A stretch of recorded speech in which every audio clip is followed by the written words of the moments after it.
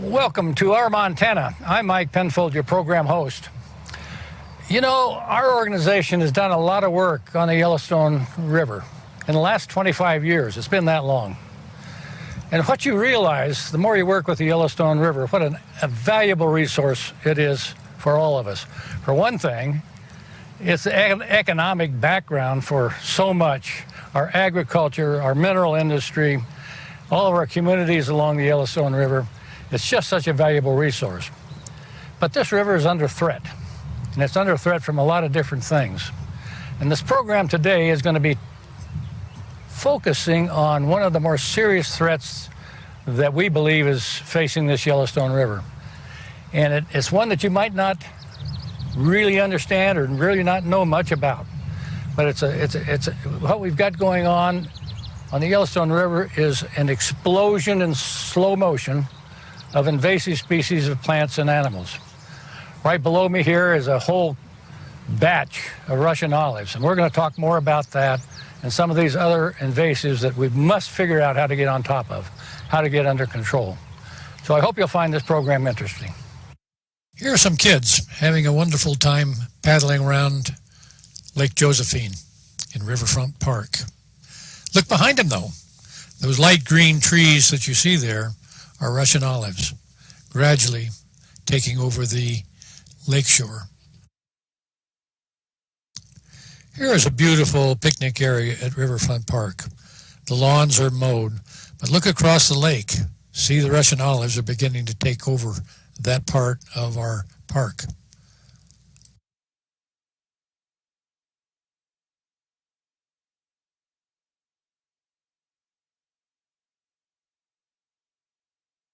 In this program, I'm going to focus on the Yellowstone River, but it's important for you to recognize that every one of our amazing rivers in this state are threatened by these invasive species.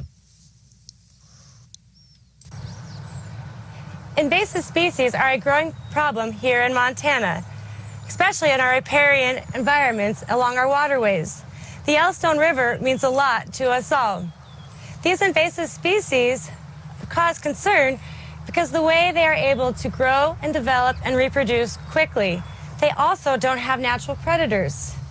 Along with their adaptations, they're able to thrive in a variety of different environments, especially if left untreated.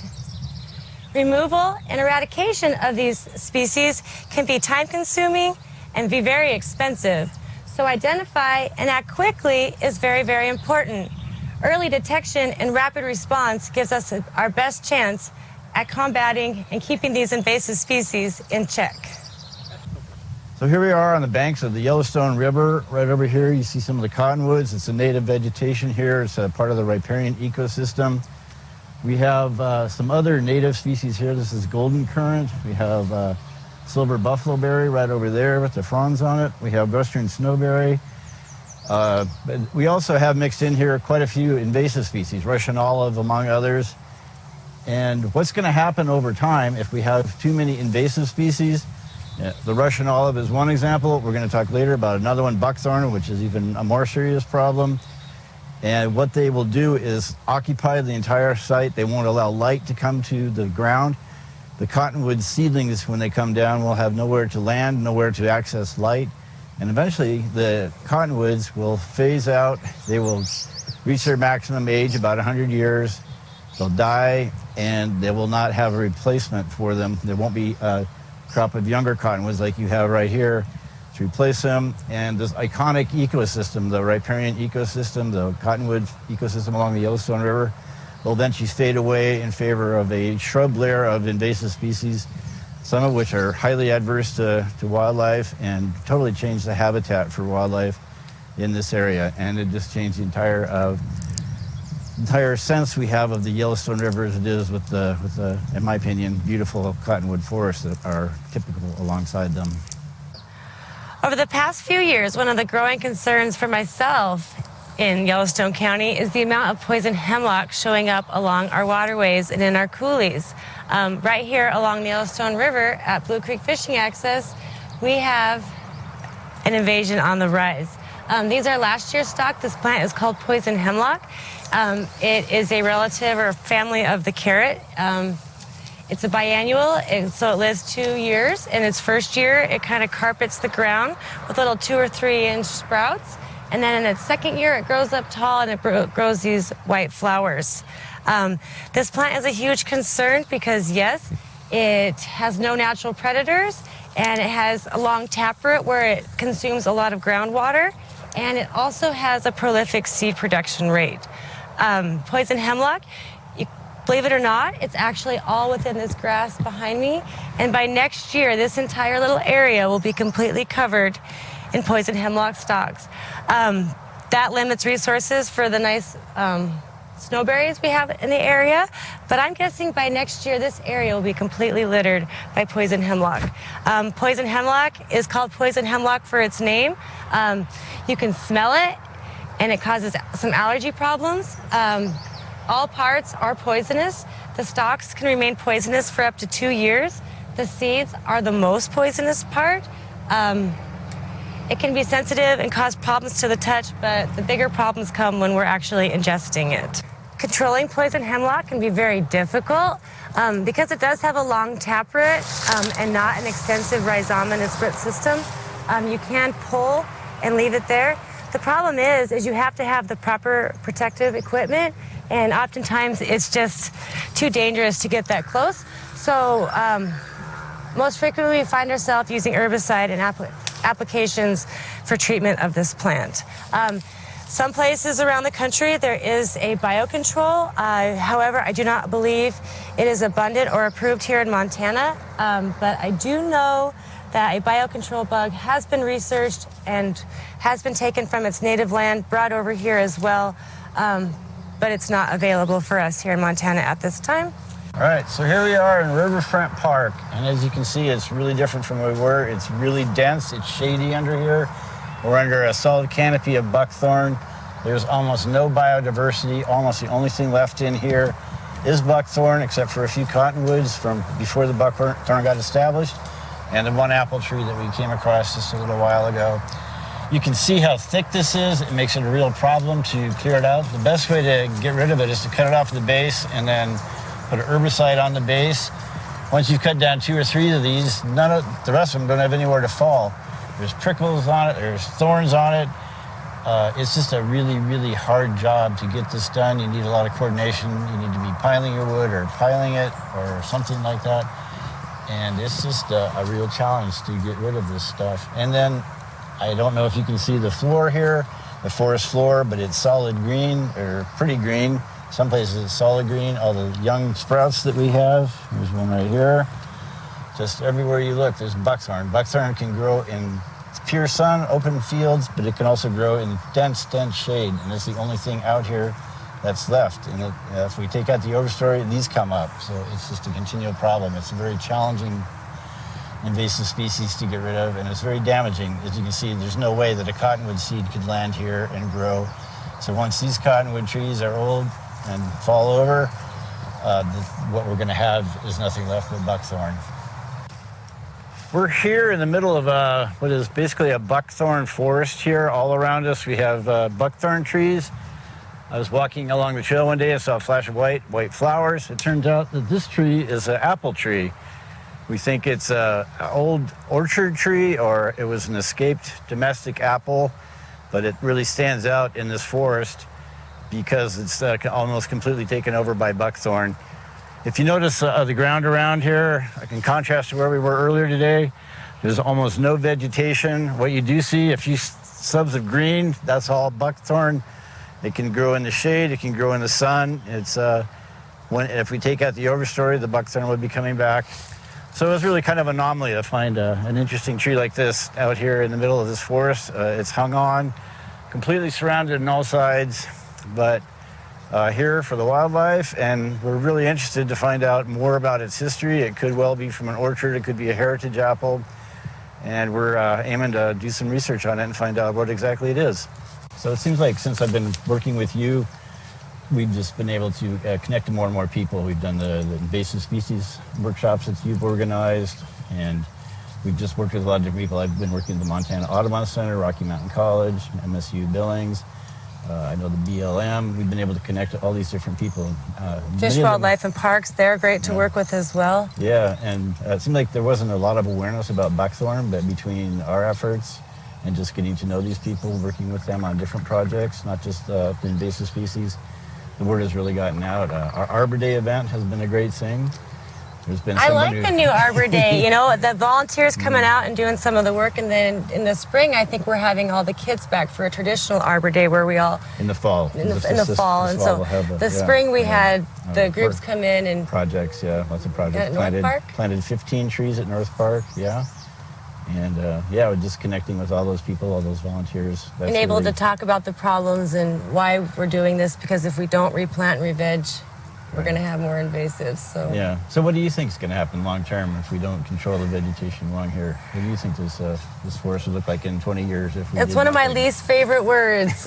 I'm a big fan of biodiversity. I like lots of living things living in an area. I love spending time outside. I like photographing wildlife. I enjoy fishing. I enjoy hiking and biking. And even looking around here, we've got poison hemlock. We've got Russian olives. Two very dangerous plants to have. The thorns on Russian olives are extreme. Poison hemlock, it's poisonous. You'd smell it. If ingested, it can really cause problems. I see monocultures, just these specific plants growing. I see less and less natives, desired plants here. And I know we do a lot, and I think we have a great thing going, but we're going to need a lot more people involved in order to keep the desires and what we have invasive free. Yeah, I agree with you, especially on the other side of the river where we have all the buckthorn. It is coming in so thick. It's a totally unnatural habitat. There is no mid-level shrub level. It goes up to about 20 feet tall. It's absolutely dense on the forest floor. There's nothing under it except other buckthorn. And over time, what would happen is the cottonwood trees, they last about 100 years. They'll senesce and they'll die. They'll fall over. Beavers take out a lot of them. And there's no way that a cottonwood tree can grow in that kind of environment with all that dense shade. So over time, we will lose the entire cottonwood forest. And if we lose cottonwoods, I think we lose more than just cottonwoods. Isn't that do. going to affect our beaver population? So we'll lose our beavers, we'll lose the cicadas, which are kind of making an iconic sound for if you've ever been down here in the summer. And unfortunately, they won't make the mosquitoes go away. But other than that. But no, it would change this river system so much. We'd have this mid-level shrub layer that's totally different. All the native plants that we have, there's a really long, complicated history of people's interaction with the native species in this area. They use them for, it's their hardware store, their grocery store, and their medicine cabinet, and all in one, their pharmacy. And if we have all these invasives taking over and limited. Right, yeah. Some of them may have some alternative uses, but we don't know what those are, and it's totally different. They'll change the wildlife flow. It'll change the way the ecosystem Okay, works. some of the plants that I've learned about, purple loosestrife and some other invasive clams and mussels that I learned at Invasive Species in Riverfront Park last week, they can actually clog waterways. They can burn up boat motors. Some of these invasives outside of my plant world, working with others and learning about their invasive focuses, there could be some real repercussions down the road. I'm guessing time and money and resources. Commitment will help change that, but otherwise it's going to change the way we see things. It's going to change the way we play, the way we recreate, and it's just going to change how we think about this entire area. It's going to be a whole different thing if we let it all turn to invasives. We have one area that we cleared. We spent some time 2 years ago now clearing out an area. It's about an acre in size. We were experimenting with different ways of getting rid of it. We did try to cut it all, pile it, and burn it. It's pretty time consuming. We're looking to see if there's other ways we can do it. We're thinking of coming ahead of time and clear out some of the smaller ones, and then come back later and do the fall. It'll open up more gradually, and we can more efficiently get buckthorn out. But we really need to start learning different methods, and that was the first thing. It's essentially a clear cut at this point. We are revegetating it. There are some native species coming back in. I was surprised how many actually, because it was solid buckthorn in the overstory, just as thick as you could imagine. And it actually, some of the native species have held in there and are coming back. We're getting some rose and chokecherry and a few others like that. We're also planting some native plants in there, and so we're revegetating it that way. We will eventually have a project going in where we'll pull up all the understories ones that are coming up. Again, these guys. There's some bigger ones, so it'll take some shovel. We really need volunteers to help us with that. And we plan to make that eventually native habitat and then expand from there. And we have a long way to go, but we're excited to get started. This area is kind of neglected for a long time. It wasn't really anybody's job to take care of the buckthorn. We're working more and more with natural areas now. And one of the main things that we do is work with invasive plants. And that's one of our major focuses in these areas. I want to show you what we would like to see. Here's a nice scene at Norm's Island. And this little buck can find plenty to eat here. Look at the nice cottonwood revegetation coming in the variety of plants. This is kind of what we like to see happening. See this old cottonwood tree here?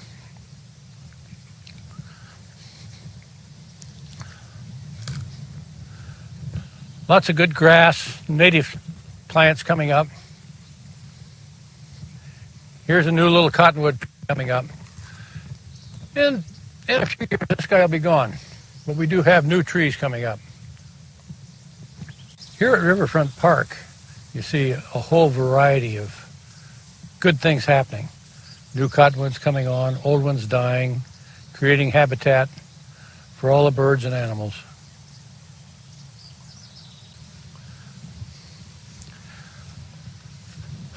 This is a healthy ecosystem here. You don't see any Russian olive here. And that's because Yellowstone River Parks Association has spent a lot of time cutting the Russian olive out here, keeping this ecosystem intact. This is the way we like to see it along the Yellowstone River. Here's what we like to see along the Yellowstone River. Nice young cottonwoods coming up. A lot of dead wood on the forest floor to create habitat for animals. Lots of native grasses coming up. Place for birds to nest. Now looking down an old flood channel when the Yellowstone River flooded, maybe 30, 40 years ago. And it helped plant all these cottonwoods along the way. So the Yellowstone River flooding is really an important feature of this free-flowing river. And the cottonwoods that come with it are such a critical element. An important thing that cottonwoods do for this river is they die and they fall into it. The biologists call it woody debris. Here's an example right over here. That wood stacks up and behind it creates a new island and also maybe a side channel of lower flows that the small fish can get into. So cottonwoods falling into the river are an important function of cottonwoods and the ecological system of this river.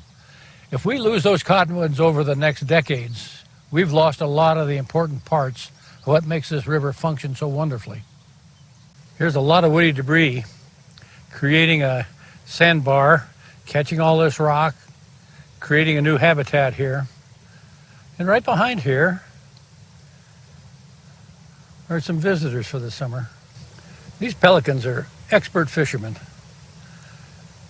They're resting there and fishing there because they know there's good fishing in this river. It's a healthy river, and they get it. This is a side channel of the Yellowstone River that goes around Norm's Island. We have plenty of willows that are growing here naturally, and that makes habitat for the beaver and also makes building materials for dams. The dam itself creates a good environment. Note the silt that's stacked up behind this beaver dam. Here is a good-looking piece of riparian area. Notice the willows in the background. If this riverbank was crowded out by non-invasive species, the willows would not be there.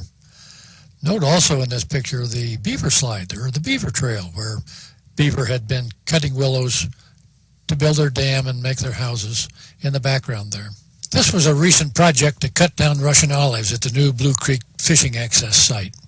Volunteers such as the smoke jumpers, floaters, Yellowstone River Parks Association, and others came together to control and cut down a bunch of these Russian olives. We Montanans face a huge amount of work if we're going to stop these invaders from taking over our rivers and landscapes. It's going to take cooperation from landowners, federal, state, and local government, and ourselves. We need to volunteer and help wherever we possibly can. So how do you get volunteers for projects, or do you work with volunteers very much? Unfortunately, we don't do too much work with volunteers, but the door is always open for weed pulls and plant identification. My focus is kind of teaching awareness of noxious weeds, and don't be fooled, because oftentimes, boy, they're pretty, but let's not be vectors and be spreading them. But how about yourself? We actually, at the Parks and Recreation Department in Billings here, we have an outreach coordinator, so you can call him. He loves to organize projects. I work closely with him. The other thing is, if anybody's got an idea about how to help us with invasive weeds, just call me. I love to talk to people. I love to talk to them about their ideas, and sometimes we can make those ideas work out. So just call me, call our outreach coordinator. And then I also work with other groups. The Montana Audubon Center sometimes has volunteers. So there's other ways, other places we can look to find volunteers. I know at the Montana Zoo, they actually have a lot of buckthorn, and I know that they have volunteers come in all the time and help them with things. So there's lots of different ways you can plug in, but I'd start with our outreach coordinator. One of my favorite aspects of working for the Weed District and working with others is the outreach education part, teaching others about stewardship and leaving the land better than we found it. It's a great time going out into schools, teaching the kids plant identification and how seeds travel and how these plants got here and what to be on the lookout for. I also enjoy getting to go out and talk to landowners, talking about integrated weed management tools and what would work best in their scenarios. I've even been to a few homeowners association meetings talking about specific weeds within the homeowners areas. The outreach education part and working with others has been a real treat. You've organized the invasive species workshop, and it's becoming an annual event. Yeah, that's kind of fun. I taught junior high for many years here in Montana, and I miss it, so I kind of focus on 7th grade. I also feel like it's because they're great to work with, as well as they're starting to find their independence, and if I can instill the weed awareness at an early age, maybe I'll be successful. Invasive Species in Riverfront Park is a great event. Some of the schools that I get to spend 2 or 3 times or continued projects throughout the year with, we celebrate by inviting many different organizations, and they teach about their invasive species cause. And by the end of the day, I feel like kids have an awareness and a different appreciation for their surrounding. They start at Riverfront Park. You see a beautiful park. You see all this vegetation and wildlife. And by the end of the day, they can tell you that there's really not too many species here. And by the end of the day, they can name 5, 10 different invasive species that they thought was a great biodiverse area. So their awareness is able to increase just like that. Yep.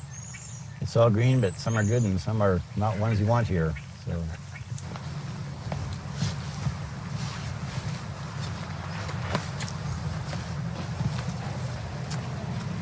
They're everywhere.